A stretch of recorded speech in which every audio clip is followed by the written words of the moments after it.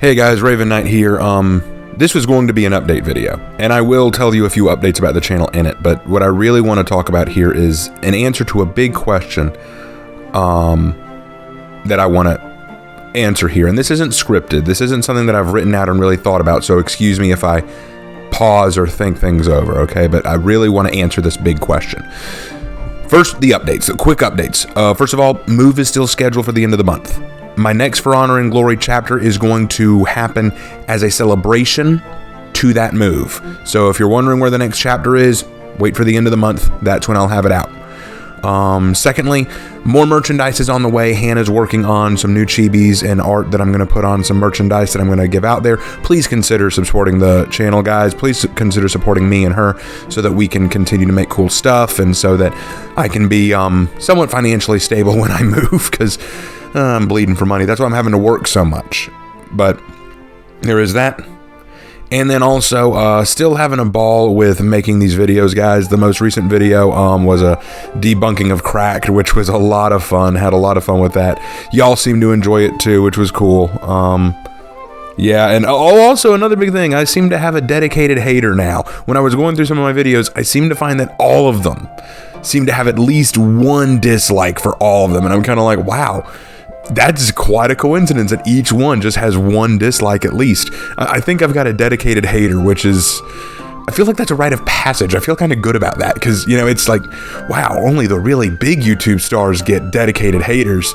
Ooh, I feel good having a hater now. Oh my gosh. But that does make me think I'm getting more popular. I'm getting more views, and that means that we're getting near our goal of 2,000 subscribers. Yes, if y'all don't know, if you're new to the channel, the goal is that if I reach 2,000 subscribers, I will do a face reveal. So y'all will finally get to see the face behind the voice, which a lot of y'all have said I have a really relaxing voice. That means a lot. I'm not very big into relaxing dialogue or like ASMR, but hey, you know, I'm open to ideas. You know, like y'all just let me know. I'm willing to try new things with this channel. I'm always willing to experiment. Might scar some of y'all for life. Okay, alright, so anyway, on to the important stuff, on to what I really wanted to talk about. So, someone asked me a very good question in Discord, and I think that I answered it as best as I could. But as I've gone through the last few weeks, people have been pointing this out in comments, saying stuff like, it's so good to see someone still so passionate for this game, for all the little things, you know, someone still so interested in the game. But then on the inverse, I'll get someone who says, man, I can't believe you dedicate so much time to this clearly floundering game. It's not that good. The developers are clearly getting tired of it, and it's costing more money than it's worth. You know, I get that all the time. So the big question that what I was asked that I want to address here today is, how am I still so in love with For Honor? How is it that I could have started this game when it was first released? I started playing this game the day it came out, and I have not put it down since. Like, if I'm looking on my PS4 and I'm looking at what games I want to uninstall or take down to make more room on it, For Honor is never anywhere near my thoughts. You know, I'm always like, I may get rid of Rainbow Six, I may get rid of One Piece World Seeker, I may get rid of Skyrim. I never look at For Honor and go, I'm getting rid of that. No, I have never uninstalled. I have never stopped playing it. I've been in love with it since it first came out. So people have been wondering, how can you still be in love with it? It's not a perfect game. No, it isn't. I mean, you're exactly right. It is not a perfect game. It has a lot of problems. It's not a balanced game. You know, you're right. There's still some balancing issues. It's a very repetitive game with very few updates. You're right. It doesn't have a lot of major updates regularly. And it's clearly floundering. The developers are clearly releasing less and less, and it feels like it's not as unique as it was. That's debatable, but I can see where you come from in that. Yeah, so why do you still love it? And that's a great question. And I think that question requires a very layered answer. So I want to answer it as absolutely best I can. So hear me out here. Number one, the first reason I love it. I'm a historian, guys. Y'all know this by now, but I love histories, particularly medieval history. And when I was a little kid, I grew up hearing all these things that I knew were wrong, but I had no way of discussing them without sounding like either a nerd or without sounding like I'm talking out of my ass. When people say knights were just racist bigots who went out in the name of God or Christianity, which is also bigoted, and killed people who weren't of the same skin tone or religion just because. And I'd go, well, you see, that's not entirely true. If you look at you're just defending them, so that was a problem. The samurai people would say, the Japanese today hate us, and they hate everything, and all they do is produce anime and Pokemon, and they're not that interesting. The only thing we can really say is good about them is the samurai, and even then, there's a lot of problems with the samurai. And then people would either go, oh man, the samurai have the best swords in the world. They could do all these amazing things. They could cut through diamonds. Or you get the inverse where people say, oh, they had crap tier swords and they were just weak tier warriors. We only like them so much because of anime. And I always try to find a middle ground there. I always try to say, that's not entirely true. And then in the case of Vikings, people say Vikings were just proof that white supremacy is a thing because they were just big white guys who ran around killing and raping people. And I go, that's not entirely true either. And what I wanted to do was, as I grew up, I started studying these cultures. I started studying these people. I wanted to know more. Me and my brother both fell in love with researching these things and learning the truth. Some of the things we learned, we weren't happy to learn. But it's far more important to understand truth than to live contently in a lie. I want you to remember that. It's better to be disappointed in a truth than live in contentment with a lie. I learned that, yes, Vikings did rape and pillage and burn down places and do awful, awful things to people. Is that what I wanted to hear? No, but I'm glad that I now know it, and I can now understand more the reasons why and what led to that. With the samurai, I now know that the samurai swords are not the best tier swords in the world. I know that they are not the best tier warriors in the world. Am I disappointed to learn that? A little bit, yes, but at the same time, I'm glad I know it now, so now I can be objective about it whenever I discuss it. It's important to understand truth. And if there's one thing that I really enjoy about For Honor, I can take the things that I've studied since I was a kid and apply them to this game.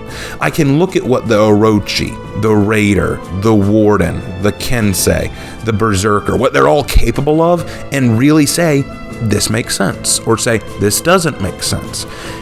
And I love that. I loved watching it, really analyzing and going, this is so cool, this is so creative the way they did that. I loved it. I loved every minute of it. It was a passion for me to understand history and now to have a game that took that passion to another level. The second reason. I like fighting games, but I'm not good at them. Oh God. I may like Mortal Kombat as a story or, Capcom games and stuff like that. I'm terrible at them. Competitively, I am terrible at those kind of games. Those 2D scrawler games like that, I'm just never good at them. Because there's too much button matching and combo understanding, and I'm not good at that. But For Honor was a style of fighting that I'd never played before. It was three-dimensional. It required strategy. It wasn't just combos and button mashing. There was actual thought that went into everything. And yeah, I know it's changed some, and there are plenty of people who still treat it as button mashing with light spamming and guard breaking and stuff like that. But that's weak tier playing. True hardcore fans like myself try to learn every aspect of each character and implement them. See, that's where I come in. That's what I love. It's so interesting. There's no other game like it. And I know people always say, oh, well, someday someone's going to come along and they're going to make a game better than For Honor with very similar mechanics and everyone's going to go to it. No, they won't. And I'll tell you why. No, I'm being serious. They won't. And I'll tell you why. There is no other game like For Honor. But that's also the reason why it flounders so much. I think that one of the biggest problems For Honor has is that we're never going to reach a place where everyone's happy. Why do I say that? Well, think about when it first came out. For Honor first came out, and yes, it was very unbalanced. It was not balanced at all. It wasn't a good competitive game because all you had to do was pick one character and play that character, and you'd probably win. And as the game progressed, they made updates like releasing new maps and new heroes, but they weren't really updating the characters to make it more balanced. And people bitched. They were just like, oh, this is terrible. You're not making it competitive. The game's bad. We hate the game. We don't want it. You're not making it a good competitive fighting game. So then, for the next few seasons, they said, okay, all right, we'll try to update some of the characters and update some of the way we play. But they didn't release any new heroes. So then, oh, this is so terrible. You're not releasing anything new. This is so boring. Marching Fire comes out. 4 new heroes, totally new game mode, tried to update a lot of the characters. Still not enough. No one was satisfied. Oh, you didn't update enough, and we wanted new characters for the Knights, Vikings, and Samurai, not this brand new faction that no one knows about. So then in the next year, they did the Year of the Harbinger, where they're not only trying to update characters, but release heroes. Were people satisfied? No. People said, oh, you went from releasing 6 heroes a year to 4 heroes a year? Oh, you're going downhill fast. Then the next year, they're dedicating themselves to updates while only releasing 2 heroes a year. Oh, you're just not updating anything new. There's nothing new about it. You're starting to see the problem. I said it in a previous video, and I'll say it again. With this game, you can have it one of 2 ways. Either this is a competitive game where all of it's about competition and being a competitive fighting game on the level of something like Mortal Kombat. If that's the case, you're going to have less character updates, like less releases of new content, and more updates to keep the game balanced. So, but then that's going to upset the other side of the spectrum, because the other side of the spectrum doesn't care about competitiveness. They care about a casual play where they want new heroes, new maps, new game modes, new content. But if that's the case, then that means that they're going to release new content and not update as frequently. So that means the other side is not as happy. See, that's the problem. And anytime they try to find a middle ground, someone's going to bitch because they didn't get what they wanted. And that's, I think, why no one else is going to try to touch what For Honor is, because they see the problems For Honor has, and they know, yeah, there's no real way to get around that. That's going to be a reality with any kind of game that follows this kind of gameplay. And I know people are going to say, dude, what the heck? I could make a better game. Go for it. If you're the kind of person, oh, you're just simping to the developer team. Fine, call me a simp. I don't care. I'm not simping to anyone. I'm just telling you what it is. After thinking about it, after playing For Honor for these past few years and really thinking about how the game works, there is no way to make everyone happy. There's going to be people who can't stand it. They can't stand it because the content isn't being released the way they want it to, or it's not being updated to the point that their favorite main character isn't the best to play as. Someone's going to be upset. Someone's not going to be happy. And I think that's the reason other game developers have looked at For Honor and said, cool idea, we're not touching it. And that's why I think For Honor, despite people saying, it's dead, it's dying, it's still going to have some life in it for a little while. Because as long as there are people who enjoy this kind of playstyle like me, people are going to keep coming back to it. There are new players coming to the game all the time. There's so much more people coming back to the game. People who pop up on Facebook talking groups or Reddit and say, hey, been gone from the game for a few months, just came back to it, looks like things are cool now, can't wait to see what happens. And then I see inevitably someone in the comments saying, get out of here, man, game's dead. That always happens. But here's the reality of it. For Honor does something that I don't think any other game has done, and maybe even can't do, or at least can't do well. Because this comes into the third reason why I love For Honor. Because I already talked about the first reason being that it touches on a passion of mine, and the second being that it's a fighting game I can actually do decently at. But 3, it tells a unique story that I want to follow through the game. See, Rainbow Six Siege came out and it introduced a story to us, but the game has not followed that story. It's trying to create a story around the game. Fortnite tried to start a story about a zombie apocalypse. Now that no one cares about the zombie apocalypse, it's just when's the next meme coming out. Fortnite is an excellent example of a game that cares far more about content updates than it does about balancing updates. No one cares about balance, they just care about what's the next costume and meme dance going to be. For Honor is not that. For Honor started with a story, made a game and characters and maps around that story. And ever since, the story and the game have tried to be married to each other, have tried to always progress with each other. When something new happens in the story, the game tries to create game modes or characters that meet it. When the game wants to make a new update, the story tries to create a rationale behind it. Does it always work? Of course not. And people have made fun of the fact that the story writers in the developers group are not doing a good job. And I agree, there are areas of issue. But the fact that it is trying so hard to keep these two intermarried, in my opinion, is a good thing. That's another reason I love it. And then the fourth reason that I think I love For Honor so much is, like I said, there's no other game like it. And it touches on a passion of mine, and I can't explain this from a scientific or philosophical or psychological level, but to me, it's something that I treasure. I'm no good at shooter games, so I never get into stuff like Call of Duty or Modern Warfare or anything like that. I enjoy Halo, I enjoy stuff like that, but it's just not something I'm ever good at. So I know that if I go into a multiplayer game of that kind of game mode, I'm going to be terrible at it. I just know it. my brother is way better at stuff like Battlefront 2 and stuff like that than I am. And there are lots of people who, when I was a kid, I used to go hang out with my friends and we'd play games together, and they used to make fun of the fact that I was so terrible at shooter games. They would literally gank up on me just so they could reap some points off of my deaths. I hated it so much. But now For Honor, you can't just point and click. It's a game that I actually feel like I can be somewhat successful at. And sure, I know I suck at it. And there are going to be days where I'm absolutely terrible. And there are going to be times where I play against other players who I think are just, I can't stand you. And there are moments where I do rage and go, why do I keep playing this game? I don't know why I still play it. And yet I come back. For an example, my brother and I downloaded the game Remnant of the Ashes the other day because people recommended it. And we played it for a little while. Thought it was fun. But then after a while, we were raging so hard at it, we immediately uninstalled. It could not keep our attention. It could not keep our passion. For Honor, no matter how many times I've been ganked, no matter how many times I've been light spammed, no matter how many times I've been emote spammed or anything like that, I kept coming back.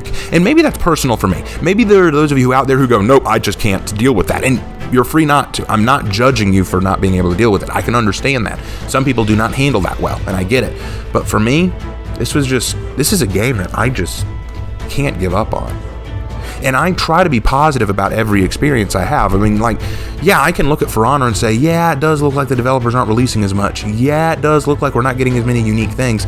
And I could look at that on the negative, but I prefer to look on the positive and say, this game has lasted a long time. Based on what we see in the Warriors Den, the developers are still excited about where the game's going. And I know I am. So in answer to the question, how can I still be in love with For Honor despite its problems and after practically 5 years of this game? How can I still be so in love with it when other games like Rainbow Six Siege and others just are fading from my eyes? It's the passion I have for history. It's the fighting mechanics that are so unique that only this game can provide them. It's the fact that it scratches a niche for me that no other game can. And it's the fact that despite its flaws, I can look at it from a positive perspective. I know this was a little bit different and it's not necessarily an update video like I do every Tuesday, but I wanted to answer this question really badly. Why do I still love For Honor? Because of those reasons. And I still do love For Honor. Yeah, call me a simp if you like. I know there are going to be plenty of those in the comments. But I can't help it, guys. This is a great game, and that's why I centered my channel around it in the first place. Of course I'll make videos about other topics. Of course I still plan to do that, obviously. But For Honor's a game that got me started, and you know what? I owe For Honor a lot. Because if it wasn't for my For Honor analysis series, this channel would not have gotten off the ground. I have a bunch of followers now. I have almost 2,000 subscribers now, and I owe it to For Honor. None of my big videos have been big without For Honor playing some part in it. And a lot of the folks on Discord who I talk to ask me questions daily about history facts or history questions or For Honor history analysis. I enjoy it. It sparks conversation, and in my opinion, intellectual discussion about history is great. And if For Honor can get us talking about that, awesome. No one's ever sat down with a Rainbow Six Siege player and say, hey, do you think that operators would actually do this kind of thing in real life? No one does that. Or at least not that I've seen. No one sits down and looks at Fortnite and says, do you really think that this is the way a person should dress for a zombie apocalypse? No one does that. They just accept the meme or accept the game and go with it. But For Honor, people ask questions. People discuss it. People play around with the ideas. There are people who dedicate themselves to the lore of the game and love it for it. There are people who dedicate themselves to the history of the game and love it for it. I dedicate myself to a little bit of all of it. Because I'm a jack of all trades. Or a raven of all trades, whatever you want to go with. Anyway, guys, I'll wrap up because I've gone way too long. But thank you guys for watching and listening and dealing with my little rant here. I'll probably do a full-on video someday just really breaking down what's great or bad about For Honor. But until that day comes, I hope y'all enjoyed the answer to this question. I hope to see you guys on the battlefield again. Don't forget to check out the Teespring store. Link is in the description if you want to throw some money my way so that I can stay financially stable. I'll be doing a sale next week for anyone who's interested. Please slap the like button, leave a comment, let me know what you think of the channel and what you think of For Honor. And subscribe if you haven't already. Again, 2,000 subscribers, we do a face reveal. All right, guys. I will talk to you later. Take care. Bye.